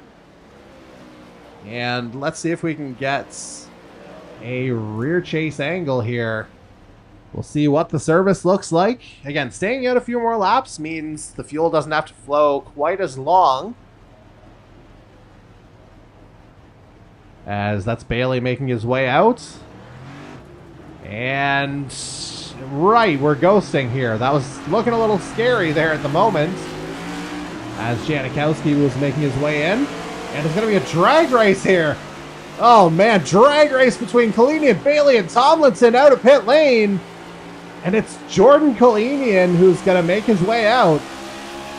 And, oh, contact between Tomlinson and Bailey. Bailey skidding into the wall. Are we going to get our first caution? Wow, we keep going. Unbelievably tight there between those three as they made their way out of pit lane. An exciting exit there, as now Jordan Kalinian, after winning the drag race, we'll see what kind of damage he's able to do. You have to think Jared Ireland due into pit lane here soon. He's your overall race leader right now with 21 laps to go. And yeah, the assessment that I'm hearing from race control mirrors what I was thinking as well. Just seemed like hard racing out of pit lane. Not 100% sure what's going to come out of it, if anything. Certainly not the result that Scott Bailey was looking for coming out of pit lane, though. And confirmation, no penalty from race control. As looks like Ireland's gonna be the long man here. Adam Wilson making his way into pit lane from third. Let's see just how much longer Ireland's able to stay out. It's he and John Williams would be the last two on track yet to pit in this third and final stage, and looks like Ireland's coming right about now, and he is. And looks like he more or less obeyed the speed limit there, as John Williams makes his way in. And so that's going to briefly hand the race lead to Jordan Kalinian, but let's see if we get a bit of a drag race from Ireland coming out. See if we can get a look at it on the blimp. No, we don't really get a look here. And where's Kalinian? He's coming out of 4. We'll follow Kalinian across the line. Let's see where Ireland rejoins. I think this is Ireland we're seeing in the bottom or top left part of our screen. Is he going to be up to speed in time? I don't know. I don't think so. And Jordan Kalinian is going to take the race lead. And 2 tires from Ireland is the main reason the gap was as close as it wound up being. And suddenly, with Kalinian being chased down by a couple of neighbors here from Kansas, excuse me. Mason Tomlinson second, Jared Ireland third, although they might be about to flip-flop. Ireland getting back up to speed now, 18 laps to go. Oh, Ireland nearly thought about going low there in turn 3. But he's right on that back bumper of Jordan Kalinian, so this is going to have to be a spirited defense from our all-time leader in race wins. Certainly no stranger to it, but Ireland's going low here. And may have just needed a couple laps to get up to speed, but Jared Ireland is your race leader once again. Jordan Kalinian. Yeah, that's early advantage here to Ireland, but again, a reminder, Kalinian took all 4 tires, Ireland just taking the 2, so we'll see if the more conservative Kalinian's able to make a move here late, or if this initial aggressive push from Ireland will be enough to get the job done over the next 24 miles. Regardless, they've left Tomlinson behind about 1.2 seconds back of the race lead. And Ireland immediately jumping out as well. 0.6 the gap right now. But again, that could be an early advantage in the name of the 13, and we'll see if Kalinian can claw it back. Meanwhile, we're on board with the number 6 of Lee Campbell running in 7th. So for you meme lovers, yes, that is 6th and 7th. And 6 is being chased by 7 as well. 7 being Andy Hurdle, and the 7 running in 8. So have fun with that if you're trying to tell kids jokes, folks. as we're down to 14 laps to go.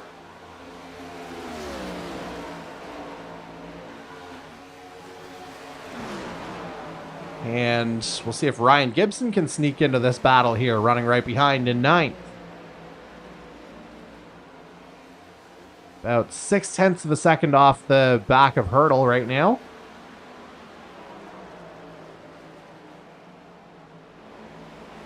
Gap closing relatively quickly here. Could be just a line thing here, though. Wilson perhaps trying to get into the fray here as well in this battle for 7th.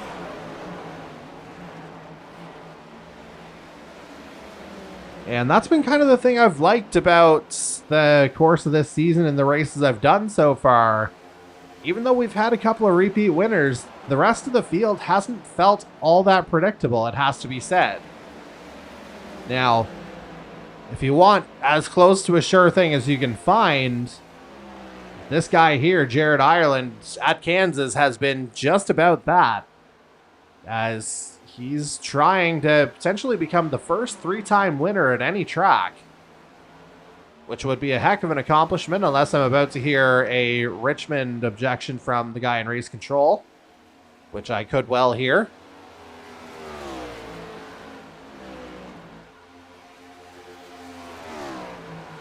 Okay, so we'll see if the axis is tilted here in the favor of Jordan Kalinian, getting word that Ireland's hit the wall there out of, I believe, 4.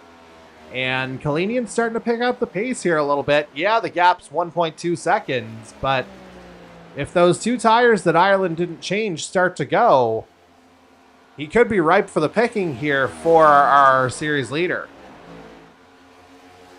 Although that said, that seems like an answer from Ireland, raising the gap to about 1.5 seconds. Just absolutely on rails here is the 13, as we're down to 10 laps to go in this one.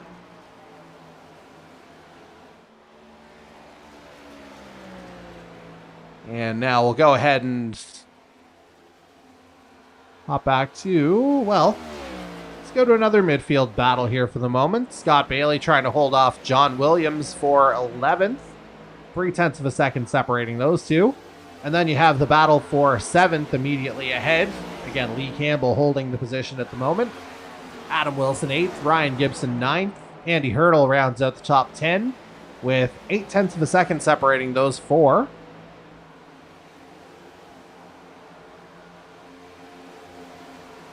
And again, some, like I say, decent mid-pack racing here over the course of the evening. Lots of battling happening.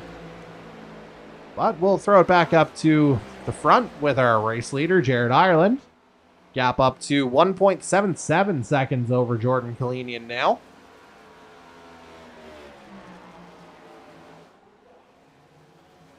And again, looking fairly comfortable at the moment as we're down to 8 laps to go.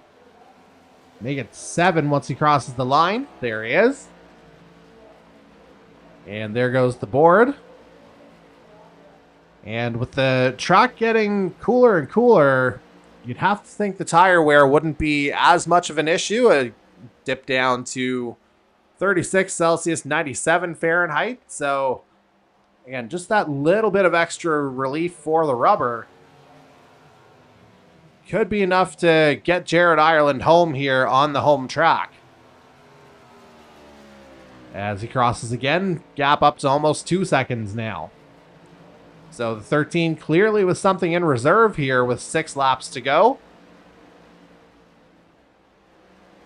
As, let's see if we can find the representative gap. Yeah, just about half the straight there effectively. So definitely some unleashed pace here for the 13 as he goes for the clean sweep. Crossing the line, 5 to go.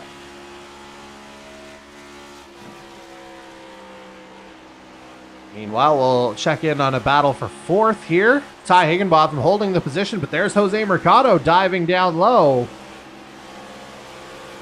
See if he's able to make the move stick. Looks like Higginbotham's going to get the better run out of 2.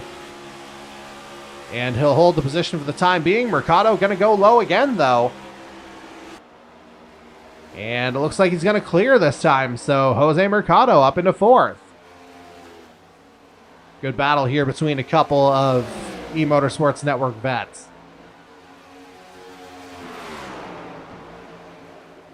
And again, it seems like things have relatively calmed down for the majority of our participants here. 13 still on the lead lap, as a matter of fact, out of the 20 or 21 that started here tonight. But again, it sure looks like nobody's catching this guy. Jared Ireland, gap up to almost 2.5 seconds over Jordan Kalinian with 3 laps to go. At this point, it feels like it would take something catastrophic to make something happen, but I am not one for the broadcaster's jinx, so I'm not even going to put it out there.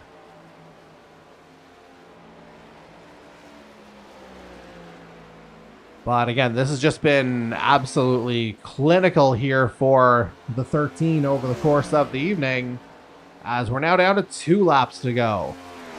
At least there it is. There's the board changing. And just effectively running away with it here after definitely an entertaining couple laps at the end of that last pit sequence. But ultimately, it felt like the 13 was not going to be denied. And as he comes out of 4, he's going to see the white flag this time. Final lap of tonight's Tornado Alley E-Racing Kansas 200. And again, it's, not just the Irish eyes smiling tonight or the Ireland eyes.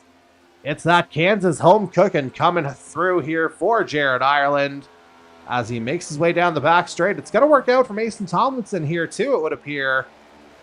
Running in 3rd comfortably, but it's all about the lucky 13 crossing the line. Jared Ireland, your winner.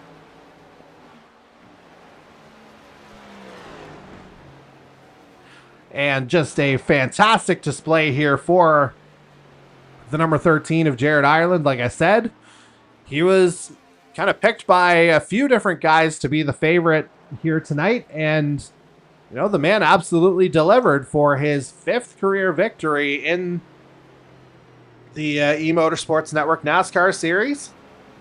And he's had a fantastic run of it to start the year, almost certainly guaranteeing a spot in the... Well, obviously guaranteeing a spot in the top 4 for Phoenix in a couple weeks. And let's see, I should be looking for a race winner button, getting some congrats from his blue-collar racing teammate Ryan Gibson, as well as his fellow Eudora, Kansas brethren there, Mason Tomlinson. And nope, that's not the button I wanted. I don't know if I actually have a button for that.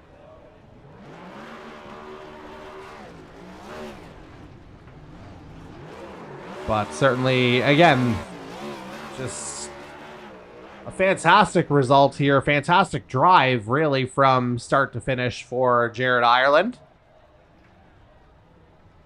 And, yeah, early in stages 1 and 3, maybe there was a little bit of conjecture that happened. But once he got the clear air, it really felt like it was never in doubt. And, I mean, you see the final gap there, almost 3 seconds between himself and Jordan Kalinian by the end of it. So just a fantastic display of skill here, as it looks like he's going to go ahead and take the reverse victory lap potentially. And why not? Let's go on board with him. In front of all the adoring virtual fans.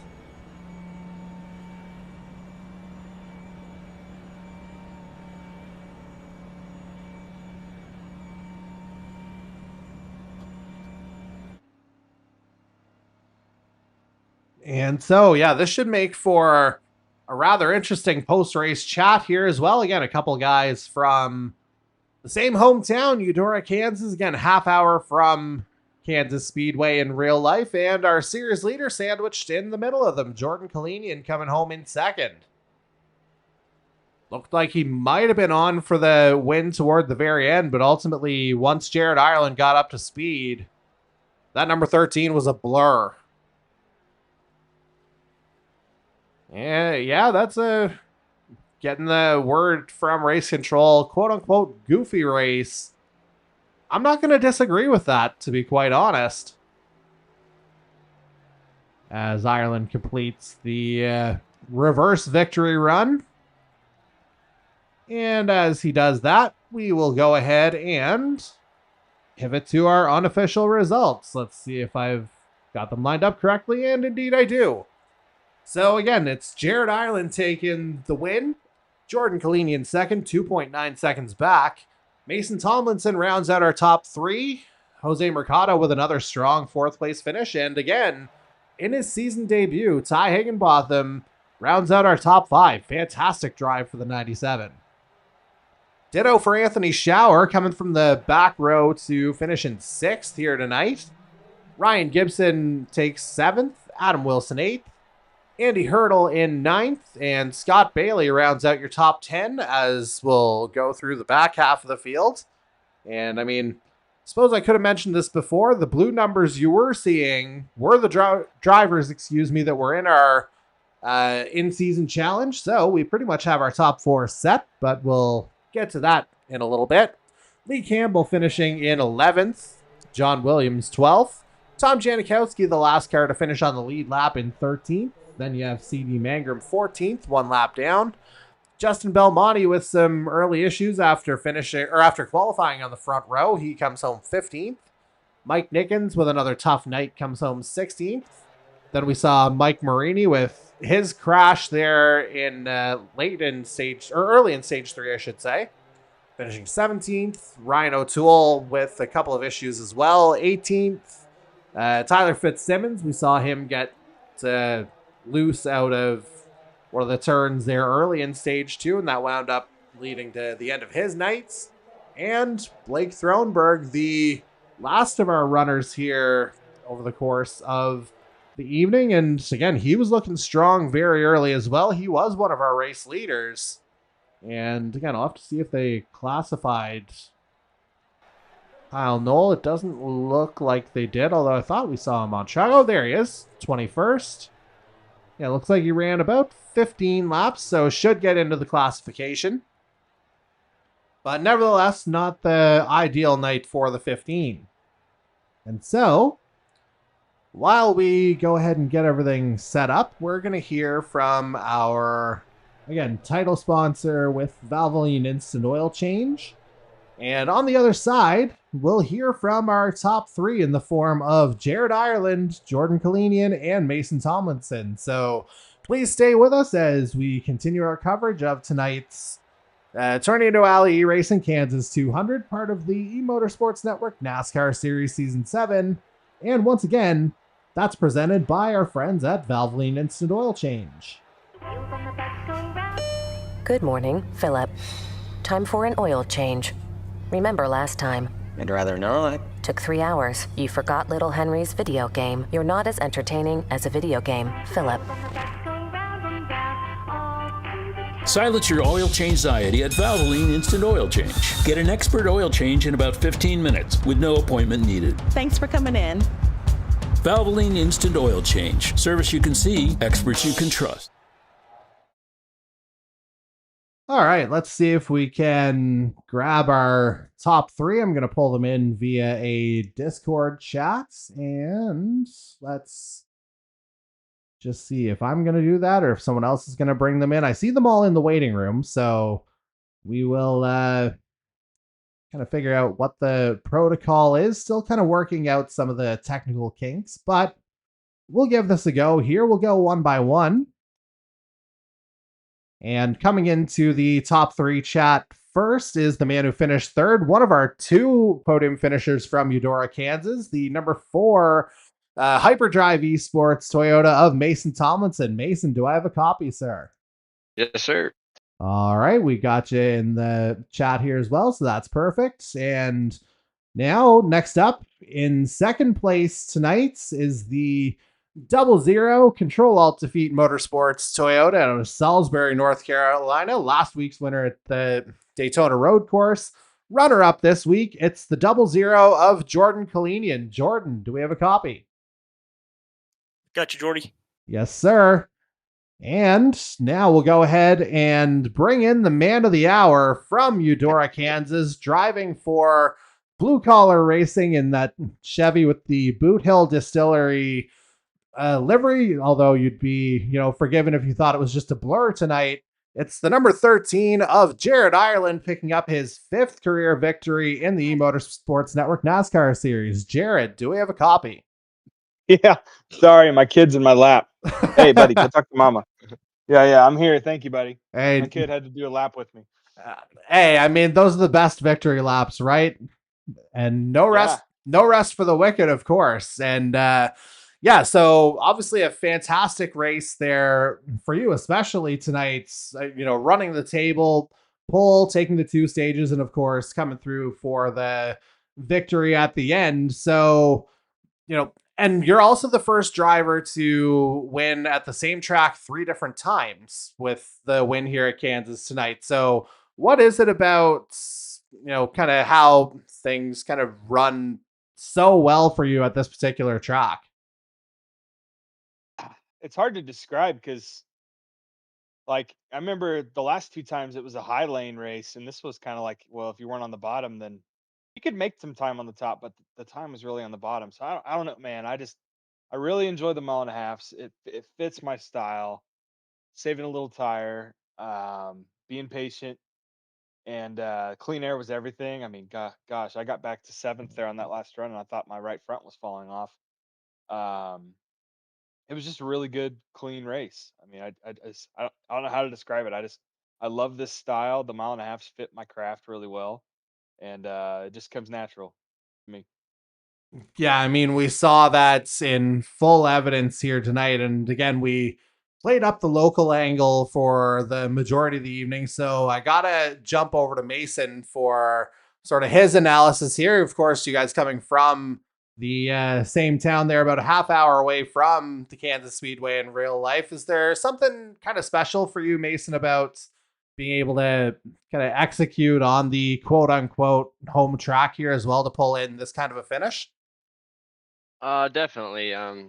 This is one of my favorite tracks to begin with. I like mile and a halfs as well, and as even though the track felt completely different tonight, it's still kind of right up my alley, and it's just so hard to win in these leagues, this league specifically. And I thought I had a chance tonight, but after Jared blew my doors off and Jordan was in front of me too, that dirty air was that's all it took. Clean air was king tonight. So, but it was a lot of fun. Good, clean racing, and pretty slick. That race off pit road was pretty insane. Yes, we were right on board with that. But yeah, it's a lot of fun. My goal this year is to win. I haven't won in this league yet. I've been so close so many times, and it stings, but it's after the luck I've had with getting wrecked or my internet going out, I will take this. It's a good points day. Yeah, Mason, you were talking there about that pretty much drag race off of pit lane during stage 3. Jordan, you were the ultimate beneficiary of that there for a moment. Kind of describe from your perspective what that was like, maybe kind of your, final strategy coming in. I understood you took the full 4-tire service going in, but knowing that you had both Mason and Scott on either side of you, what was the kind of level of emphasis to make sure you were able to focus and just get out ahead of them there off the line? Yeah, that was insane. I knew that was my chance to win the race. I figured it was between us 3 trying to go in there, and whoever came off first would have the clean air and the best chance to win the race. And then saw the 13 come by on 2 tires. So wrong strategy, but it was a great battle off pit road, and hope to do that again with them. Yeah, certainly made for some fantastic viewing from the booth here as well. And yeah, we'll go back to Jared here for a second. Jordan kind of alluded to it there a moment ago. There was a roughly couple lap window where he had the lead, and then you made your way back around through the final pit stop. Knowing that, for the moment he had kind of come out ahead, what was it like kind of for you to build up that momentum again to be able to ultimately get by him and find that clean air at the very end? I'll be honest. I know they had pitted like 4 or 5 laps earlier, so I figured they'd be down the road a little further. The wear was so high that I didn't think I'd come out right next to them, so it was really surprising. And then when we went into 3 and I felt it stick off of 4, I knew, we were in a good spot. And I'd probably say I probably caught them by surprise. I don't think they expected it, right? And it just worked out. Some nights you're the bug, some nights you're the windshield. Uh, it was one of them nights where everything just kind of fell in line for me, I'd say. And just to kind of go in a little further on that, aside from just the pure time difference, what went into that final call for two tires? Yeah, so early in the race, it was really hot, like 120 degrees Fahrenheit Yeah. track temp, and the lefts were wearing really high. And so I just kind of kept monitor as I noticed the track cooled down. I monitored stage 2, what those lefts looked like at the end of the stage. So that would have been after about 40 laps because I took 2 in stage 2 to win that stage. And that's when I kind of noticed, okay, the lefts are they're doing better. And with it getting cooler in stage 3, I think I can pull this off. The lefts aren't going to wear much. And when they don't wear much, taking rights is just as good as taking 4. And so, if not better, because it kind of snugs the car too. The car doesn't get loose at all. And so that's what kind of went for it. Especially when I fell back, I just said, "Well, I'm going to go for it and see what happens." Yeah, and again, ultimately, we saw the end result of that. And, a question I should be asking here, of course, we are a couple weeks removed from the most recent iRacing update as well. And while there wasn't anything like fully geared towards, say, NASCAR physics or anything like that, have any of you sort of noticed difference in how things would have handled compared to maybe what you would have expected over the last couple of weeks since the update, or has it been pretty much, status quo and that's open to all three of you? I'll go out. Um, I thought the dirty year was worse than I've ever imagined. I agree. Um, when I fell back at the start of that last stage to 7th, I was just trying different lines, and even Jordan. I think Jordan was right in front of Anthony, and he was like 6 tenths ahead of me, and I was running the same line as him, and I could feel that. I could feel the dirty air. So if anything, I think it's worse. I don't know about what you guys think. Yeah, I think the dirty air is worse, especially you don't have to be as close to them to feel it. And I don't know. There's seems like every track's it's either super loose or super tight now. There's no happy medium. I mean, the end of that run felt pretty good, but it's different now.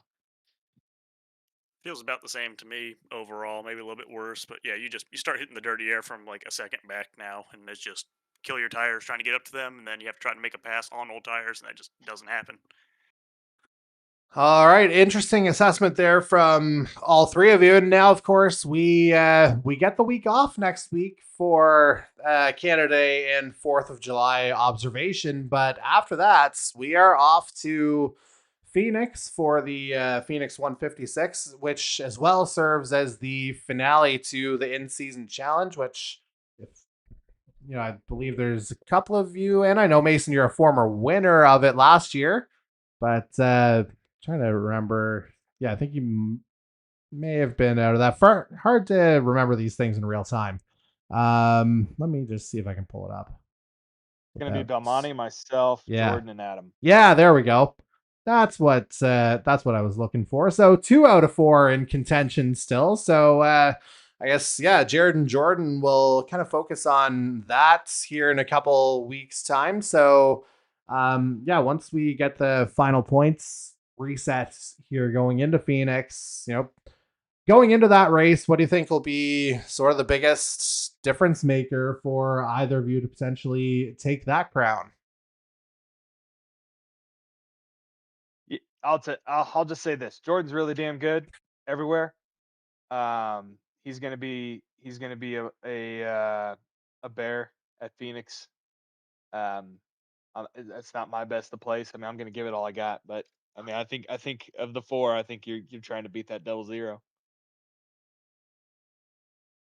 Yeah, he's really good. All right, you got a I know response to that 00? we all saw how my Phoenix race went last year, so hopefully we can build on that and just see how it goes. But competition's gotten harder this year. Our year's gotten worse, and we'll just see what happens.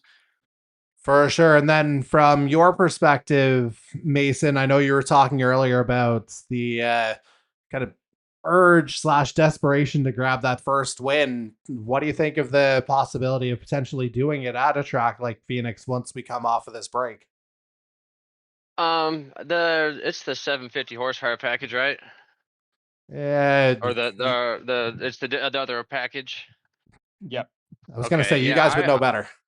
I'm a big fan of the package. It usually takes me a little bit to get going, but once I figure it out, I've been pretty good lately on it. And but the only thing is Phoenix, for some reason, I just kind of struggle there. So we'll just have to see. But I like the package. So could be different.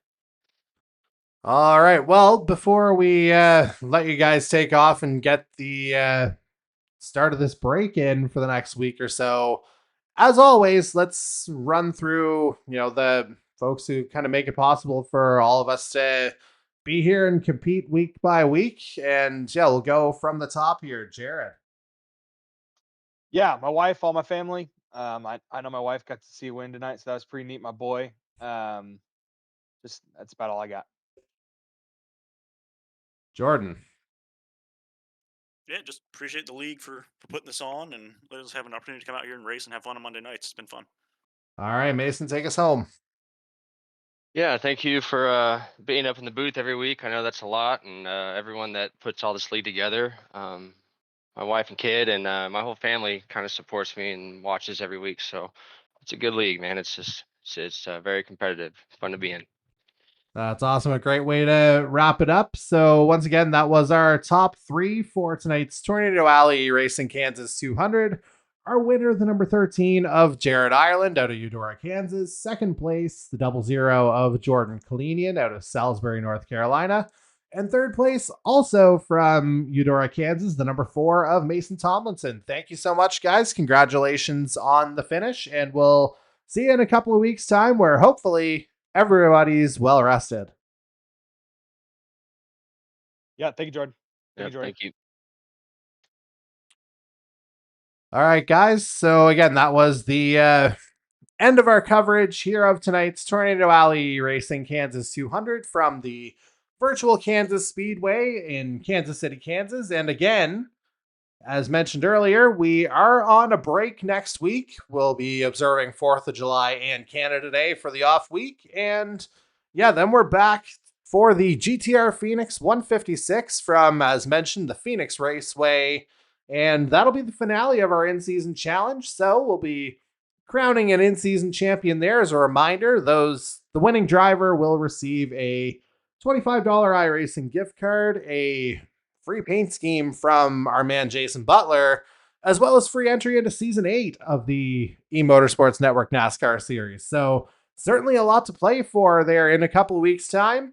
And we'll see just how recharged everybody is. But for now, we're going to go ahead and sign off. So for everybody involved in the league, drivers, competition committee, sponsors, and most importantly, the fans, we thank you all for the support. My name's Jordy Carraher. Hope you've enjoyed tonight's broadcast. And again, we'll see you in a couple of weeks' time.